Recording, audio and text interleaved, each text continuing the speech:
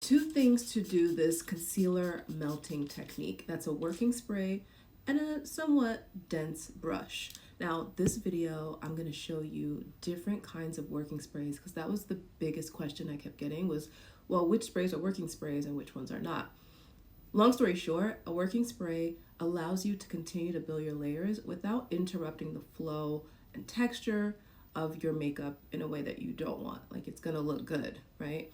The other side of this is if you have a spray that really creates like a wrap around the makeup where you can't break it, almost like it seals the makeup, and if you try to break that seal, it will start pilling and doing all kinds of strange things. We don't want that.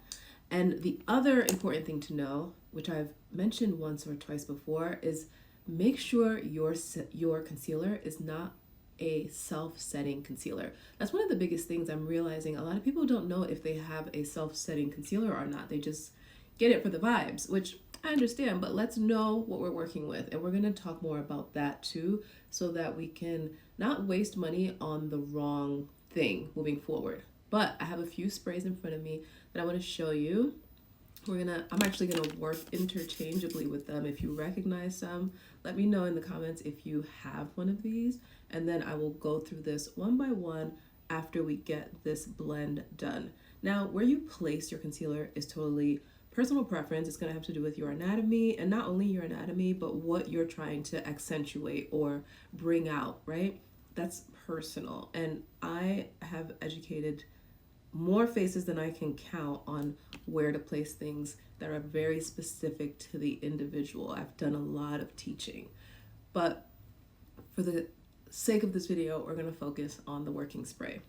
Now, this is the spray that I've done the most videos with, that you've probably seen if you've seen those other videos, but I want to just show you that there's no pilling, there's nothing weird happening, because though some people wanted to challenge me on the technique, not knowing I've been a professional makeup artist in New York for over a decade, I just wanted to prove my point, coming in here with different kinds of brands that have formulas that can work in this process in a similar way and still give you a gorgeous result. And then I have some that will be like honorary mentions that maybe I've run out of or I haven't purchased in a long time, and we'll look at it that way.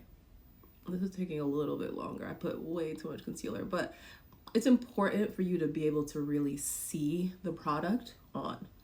Gorgeous smell. Obviously, I can go in and perfect things, but for the sake of time, I use Hourglass's spray for this. And another thing about this, do you see that gorgeous mist? You can almost not even see it. It's so stunning. 2, Fenty. This is the You Mist. This is also a working spray. I can do it through all my layers. It's not going to ruin my makeup. This is the M Cosmetics something water. Divine Water. Beautiful spray. Works great for this technique. Milk Hydro Grip.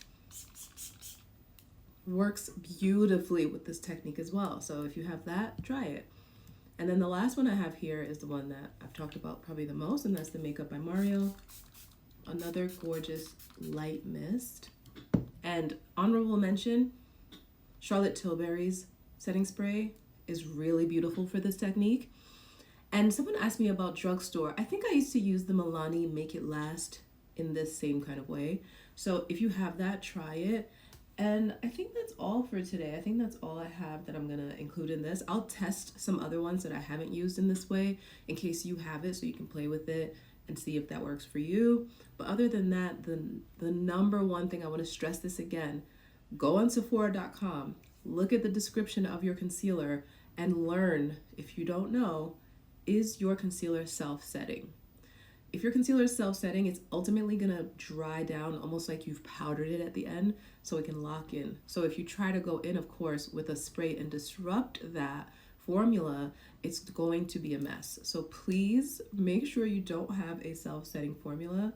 And this technique is good for anyone who struggles with blending their concealer and just wants a little help. It's the same kind of idea if you think of a paintbrush being dipped in some kind of liquid chemical solvent or something to like help melt things together. Or if you've ever thrown clay, done a pottery class, how important water is to creating your sculpture.